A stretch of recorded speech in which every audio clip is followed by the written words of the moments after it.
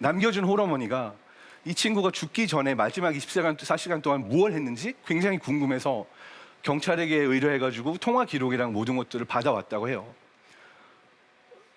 그리고 마지막에 전화했던 사람이 저더라고요.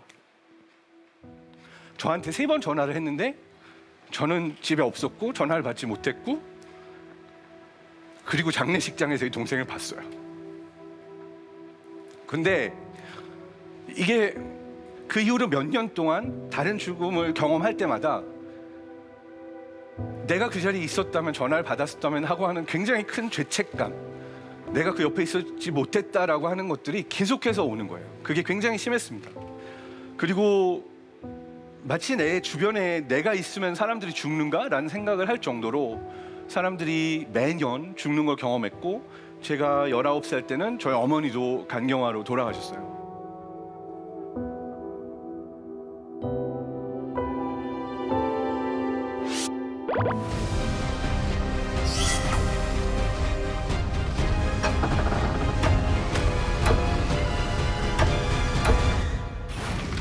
어쩌다 보니까 세치화에 오면은 항상 저의 어떤 과거 이야기들을 꺼내면서 어려운 이야기들을 꺼내는 것 같아요. 그래서 저를 아는 가족분이 그러더라고요. 이러다가 네 흑역사 다 나오겠다. 근데 사실 오늘 주제가 아마 한 10번, 20번도 더 넘게 고민을 하다가 가장 어려운 이야기를 가지고 왔어요. 그래서 아주 솔직하게 말씀드리면 끝까지 이 이야기를 무너지지 않고 할 수 있을지 모르겠어요. 여러분께서 응원을 해주세요. 그 이유는 뭐냐면, 저희처럼 방송에 나오거나 이렇게 얼굴이 알려진 사람들의 경우에는 항상 좋은 모습을 보여주고 싶어하고 우리의 밝은 모습들만 보여줍니다. 사실 그 뒤에 있는 어떤 어두움이나 내가 정말 보여주고 싶지 않은 그런 면들은 그 밝은 모습 뒤에 숨겨져 있어서 우리가 꺼내지 않고 이야기를 하기도 어렵습니다. 누구에게나 그런 어두움은 있을지도 몰라요. 그래서 오늘 가져온 주제는 죽음이라고 하는 주제고요. 그 죽음보다도 어떻게 보면은 더 힘든 이야기인데, 자살이라는 이야기를 가져왔습니다. 이게 조심스러운 이유는요, 우리 뇌 자체가요, 여러분도 무거워졌겠지만 사실 이 이야기를 듣고 싶어 하지 않아요. 우리에게 죽음과 같은 주제나 자살과 같은 주제를 놓게 되면은 우리의 뇌가 의식적으로 그것을 보지 않고 그것에 대해서 생각하지 않으려는 노력들을 기울이게 되어 있습니다. 그럼에도 불구하고 우리가 이 얘기를 꼭 해야만 하는 그런 이유가 있기도 합니다. 왜냐하면 우리가 극단적인 선택이라는 얘기를 하거나 아니면은 뭐 목숨을 끊는 선택, 다른 얘기로 돌려서 이야기를 하기도 해요. 근데 예일대학교 정신과의 나종호 교수님도 그런 토크를 했지만 우리가 이걸 돌려서 말하는 것 자체가 도움이 되지 않습니다. 그래서 오히려 죽음이라고 하는 것, 자살이라고 하는 것은 있는 그대로 이야기해야 되는 그러한 주제인데요. 사실 우리 사회에서 우리가 보기 싫어해서 그렇지 가장 심각한 문제 중에 하나입니다. 우리나라는 지난 20년 동안 OECD에서 자살률 1위고요. 평균보다 2배고요. 30분마다 한 명이 자살을 하는 그러한 국가입니다. 그리고 10대, 20대에서 죽음의 원인 넘버1이 자살이에요. 그래서 아마 가슴 아픈 얘기지만 여러분 중에서도 사능에 무슨 이유가 있을까 이런 생각을 해본 사람들이 있을지도 모르겠다라고 생각을 하고 있어요. 그래서 오히려 우리는 이 죽음에 대한 이야기를, 자살에 대한 이야기들을 해야만 하는 그런 상황인데 그 이야기를 할 수 없는 상황이라서 오늘 그 이야기를 한번 꺼내보려고 합니다. 자살을 연구했던 가장 유명한 학자 중에는 토마스 조이너라는 학자가 있는데요. 본인의 아버지의 자살을 자신이 발견한 이후에 대체 어떤 사람의 뇌 안에 자살을 하도록 만드는 그런 변화가 생겨날까를 평생 동안 연구해온 분입니다. 이 토마스 조이너 교수님의 자살 모델에 따르면 우리는 충동적인 자살, 갑자기 그런 자살을 했다라고 생각을 할지 모르지만 누군가가 자살을 쉽게 하지 못한다고 이야기를 해요. 누군가가 자살을 하기까지는 뇌가 변해가고 마음과 심경이 변해가는 굉장히 긴 과정들이 있었다라는 것을 보여주고 있어요. 조이너의 자살 모델에서 크게 3가지를 이야기하고 있습니다. 첫 번째는 극단적인 외로움이에요. 아무도 내 마음을 이해할 수 없어. 내가 생명의 전화에 전화를 걸고 누구한테 이야기를 하더라도 소용없어. 왜냐하면 내 마음을 알아줄 수 있는 사람은 없으니까. 그러한 믿음 때문에 나 스스로를 고립시키고 더 외로워지고, 그러한 외로움 안에서 첫 번째 어떤 자살을 할 수 있는 능력이 생겨난다라고 할 수가 있습니다. 두 번째는요, 자살이라는 선택을 하는 사람들 중에는 안타깝지만 나는 진짜 잘 살고 싶다는 마음이 숨겨져 있어요. 진짜 열심히 살고 싶고 잘 살고 싶고 부모님도 기쁘게 해드리고 싶고 이러한 어떠한 책임감을 가지고 정말 열심히 사는 사람들이 어떠한 순간 나는 짐밖에 되지 않는 것 같아, 나는 이 세상에 도움이 되지 않는 것 같아 라고 그 책임감과 그 부담감을 어떠한 중압감으로 느끼게 되면서 두 번째 자살을 하게 되는 마인드로 변하게 되는 부분이 있는 거죠. 그리고 세 번째 요인은 어떤 거냐면요, 사실 우리가 살면서 모든 생명체가 가지고 있는 본능 중에 가장 강력한 본능이 살고자 하는 욕망이에요. 물에 빠져서도 불난 집에서도 아무리 고통스럽고 더럽고 힘들어도 살고자 하는 욕망은 정말 가장 기본적인 본능이라서 굉장히 강력한 욕망이에요. 그렇기 때문에 누군가가 자살이라는 시도를 하거나 행위를 하기까지에는 이것이 하루아침에 이루어지는 것이 아니라 내가 스스로를 자해하고 아픈 거를 참고 견디고 힘들어하는 굉장히 많은 시간들이 있어서 그러한 것들에 대해서 무감해지기까지 하면서 그래 뭐 차라리 라고 하는 생각에까지 가는 그러한 과정이 존재합니다. 그러니까 이 과정이 결코 하루아침에 일어나지 않는다라고 하는 이야기를 하는 거죠. 이 얘기를 하면서 제가 힘든 이유는 사실 좀 어려웠던 것 중에 하나는요, 12살에서 22살 사이에 9번의 죽음을 봤어요. 왜 그렇게 많이 보셨지? 그 중에 반은 자살이었고 그 중에 반은 다른 원인들이 있긴 했지만 가까운 사람이 그러한 것을 겪는 걸 본다라는 것이 남겨진 사람에게 굉장히 큰 상처를 입힙니다. 사실 지난 일주일 동안 좀 힘들었어요. 왜냐하면 뉴스 같은 게 나오거나 아니면 어떠한 소식들을 볼 때 과거의 어떤 트라우마나 기억들이 떠올라서 내가 그것을 이렇게 감정에 파묻히지 않고 보고 싶어 하지만 그것들이 계속 올라오는 순간들이 있어요. 그래서 저는 그러한 것들이 많이 이렇게 보도가 되는 시기에 굉장히 개인적으로 힘듭니다. 그 결정적인 계기 중에 생각나는 사건 중에 하나는요, 제가 고등학교 때 굉장히 가까웠던 동생이 하나 있었어요. 홀어머니와 함께 생활을 했고 알바도 하면서 열심히 저랑 과학반 활동을 하던 그런 동생이었어요. 근데 이 동생은 중간중간에 항상 사는 게 힘들고 의미 없다는 얘기를 저한테 아무렇지 않게 던졌거든요. 친한 형이니까. 근데 그러한 이야기들을 항상 들어주고 공감해주고 했었는데 제가 고등학교 2학년 때 어느 날 소식을 들은 게 이 친구가 자살을 했다는 소식을 들었어요. 그리고 이 친구의 남겨준 홀어머니가 이 친구가 죽기 전에 마지막 24시간 동안 무엇을 했는지 굉장히 궁금해서 경찰에게 의뢰해가지고 통화 기록이랑 모든 것들을 받아왔다고 해요.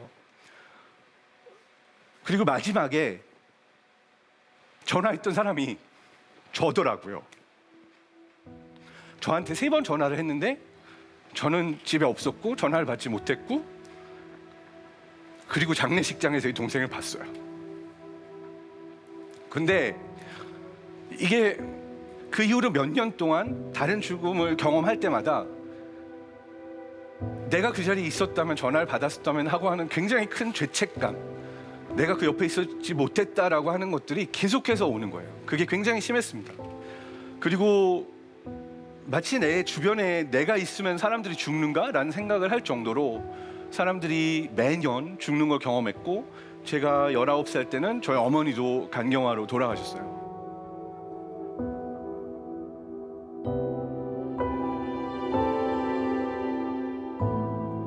그리고 나서 저는 독일로 유학을 갔고 새로운 삶을 시작하려고 노력들을 했지만 내 잘못이 아닌데도 내가 돕지 못했다, 내가 옆에 있지 못했다, 또는 나랑 가까운 사람들은 죽어야 하는가라는 생각들을 많이 하게 되는 굉장히 힘든 시기였습니다. 이런 죽음으로부터 남겨진 사람이 경험하게 되는 것은 무엇이냐면요, 그 죽음을 경험하고 남겨진 사람도 죽음을 생각하게 되고 그 위험에 처하게 되어 있어요. 그래서 저도 10대 때, 20대 때 2번의 자살 시도를 했고요. 다행히 실패를 했지만 그러한 시도를 했던 상태의 마음을 알고 있어서 좀 이렇게 객관적으로 이야기하기가 어려운 부분들이 있었던 것 같아요. 이러한 트라우마의 경험이 있는 뇌의 경우에는 어떠한 변화들이 일어나냐 하면은 내가 과거에 겪었던 죽음과 관련된 신호들이나 우울함이나 이런 감정들의 기억들이 계속 올라와서 남들보다 이러한 신호들을 볼 때 그것들이 무너지기가 쉽고 기억들이 올라오고 감정이라는 것이 나의 뇌의 인지 과정을 제한해버리는 그런 상태가 됩니다. 그래서 자살의 시도를 하기 직전의 사람들의 경우에는요, 우리가 이해하기 어려운 상태의 마음이 되어 있는데 인지 제한이 와서 나 혼자 어떠한 블랙홀에 갇혀 있어서 아무도 없고 나는 여기서 다시는 빠져나갈 수 없다라고 하는 형태의 인지 제한이 오도록 되어 있어요. 내가 이렇게 되면 내 주변의 사람들은 어떻게 느낄까, 이거 어떠한 결과로 올까라고 하는 것을 생각하기가 어렵고 점점 더 강박적으로 그 생각 안에 있으면서 내가 외부에 있는 어떠한 그 새로운 것들을 보기 어려워진 상황이 됩니다. 저의 경우에도 내 삶이 정말 다시 좋아질 수 있을까? 도저히 상상할 수가 없는 그 순간에 있었는데, 근데 지금의 저는 더 이상 이런 생각을 하지 않고 여러분이 보시는 모습처럼 보다 행복하게, 그리고 우리가 더 잘 살았으면 하는 메시지를 가지고 사는, 그래서 지금은 더 이상 자살을 생각하지 않는 그런 형태로 변화를 했습니다. 아주 운이 좋아서 정말 기적처럼 이 나락의 블랙홀에서 빠져나올 수 있게 하는 어떠한 사건이 있었고, 그 사건이 저의 뇌를 바꿨습니다. 20대까지 그러한 아픔과 트라우마를 벗어버리지 못하고 살던 제가 결정적으로 변할 수 있게 된 계기를 마련했던 이야기를 오늘 하고 싶고, 그 계기가 무엇인지 여러분이 궁금하다면 저에게 뒷얘기를 할 수 있는 기회를 주세요. 네. 절단 신곡. 여기서 절단 신곡이 나오네요. 원래는 매우 까불면서 이 발표를 하거든요. 근데 지금 분위기에서는 도저히 죄송해요. 아유레디를 하기에는 조금 뭐 어떤 결과든 받아들여 주세요. 네. 뭐 여러분들의 얘기가 별로라 그런 게 아니라 이거는 맞아요. 어쨌든 여러분들의 또 취향의 문제기도 하고, 승자를 발표하도록 하겠습니다. 자, 오늘 결승전의 승자 발표입니다. 여러분의 마음을 사로잡은 분은 바로 축하합니다. 뇌슐랭 세치요. 네. 당연한 결과라고 생각해요. 원래 이게 되게 재밌는 라운드여야 되는데 갑자기 또 찬미님의 아니요. 소중한 얘기를 이렇게 무거운 이야기로 가져와서 어쨌든 네, 네. 감사합니다. 우리가 꼭 들어야 되고 듣고 싶은 얘기이기 때문에 많은 분들이 표를 좀 몰아주신 것 같습니다. 자, 그러면 뇌슐랭 세치어의 혀바다 플레이 시작하겠습니다. It's showtime. 제가 가장 힘든 그 나락의 순간에 있을 때 상상하지도 못했던 어떠한 계기가 있었어요. 그 사건이 저의 뇌를 바꿨습니다. 그 계기가 무엇인지 여러분이 궁금하다면 저에게 뒷얘기를 할 수 있는 기회를 주세요.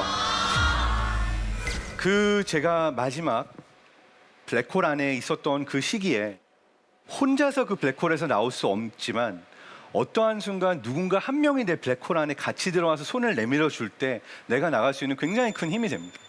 그리고 보통의 경우에는 거기까지 안 들어가는 경우들이 많아요. 왜냐하면 나도 힘들어지고 내가 이 사람의 삶에 이렇게까지 들어가서 누군가를 변화시킨다라고 하는 것 자체에 대해서 사람들이 하지 않는데, 제가 되게 운이 좋았던 게 당시 독일 컨스탄츠라는 도시에 있었는데 저랑 같이 어떠한 동아리 활동하던 친구가 너는 정말 상태가 안 좋으니까 매일 아침 나와서 운동을 같이 하자고 저를 데리고 나가고 자전거를 타고 수영을 하고 저녁에까지 같이 운동을 하고 도서관까지 갔다가 집에 가는 거를 1년 넘게 하면서 제가 좋아지지 않으니까 병원에도 데려가고 체크도 받게 하고 심지어 나중에는 저를 다른 도시로 우리 같이 이사를 가서 환경을 바꿔보자.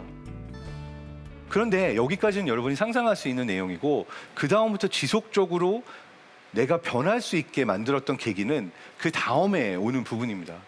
왜냐하면 이 친구가 저와 어떠한 걸 하자고 하냐면 조직을 같이 만들자고 해요. 국경 없는 학생들이라는 조직이 있는데 콩고나 체체니아 어떠한 전쟁으로부터 완전히 파괴가 돼서 식량도 없고 의료도 없는 곳에 교육을 주는 것이 가장 중요하다라고 해가지고 이 친구가 힘들어하고 나락 안에 있어서 사실은 어떠한 무기력한 상태에서 빠져나오지도 못한 저를 데리고 우리가 이렇게 실제로 삶의 터전이 사라진 친구들을 위해서 무언가를 하자. 근데 그때 첫 번째 저의 반응은 뭐였냐면 나도 이렇게 힘든데, 내가 지금 아무런 힘이 없는데 내가 어떻게 다른 사람을 도울 수가 있겠어? 내가 어떻게 다른 사람에게 손을 내밀 수가 있겠어? 나 하나도 나는 벅차서 힘든 상태야 라는 상태였지만, 굉장히 아이러니하게도 내가 손을 내미는 행위를 계속 하다 보니까 저 자신이 변화하는 것을 볼 수가 있었어요. 나중에 연구를 통해서 알게 된 것이 바로 이겁니다. 의외로 내가 가장 힘들어서 답이 보이지 않는 상황에 내가 누군가에게 손을 내미는 행위를 하는 것 자체가 내가 손을 내밀어준 사람에게 도움이 되는 게 아니라 나 자신에게 가장 큰 도움이 되더라라는 거예요. 그 상황에서 상상할 수 없지만 내가 누군가에게 손을 내밀고 도움이 된다라고 하는 것은 나의 자기 효능감, 유능감을 높여주고 내가 누군가를 받쳐줄 수 있다라고 하는 것이 결국은 나 자신을 치료하기도 하는 효과를 낳는 거죠. 그래서 이 메시지를 던지고 싶었던 이유 중에 하나는, 우리가 살면서 생각보다 다른 사람들의 삶에 관심이 없습니다. 그런데 우리나라에서처럼 자살이 심각한 상황인 국가에서는 우리가 조금 더 오지랖하게 돼서 주변 사람들의 상황을 관찰해주고, 아니면 상관없고 계속해서 손을 내밀어주는 것이 나 자신을 위해서도 그리고 주변 사람들을 위해서도 너무 중요하다라고 하는 부분이에요. 제가 최근에 굉장히 감동적으로 읽었었던 동반 자살을 하고자 하는 사건을 심의했던 재판장님이 20페이지에 달하는 글을 적었던 적이 있습니다. 쓰셨던 내용 그대로 읽어 들으면서 오늘 두 번째 파트를 마무리할까 해요. 밖에서 보기에는 별것 없어 보이는 사소한 이유들이 삶을 포기하게 만들듯, 보잘것없는 작은 것들이 또 누군가를 살아있게 만든다.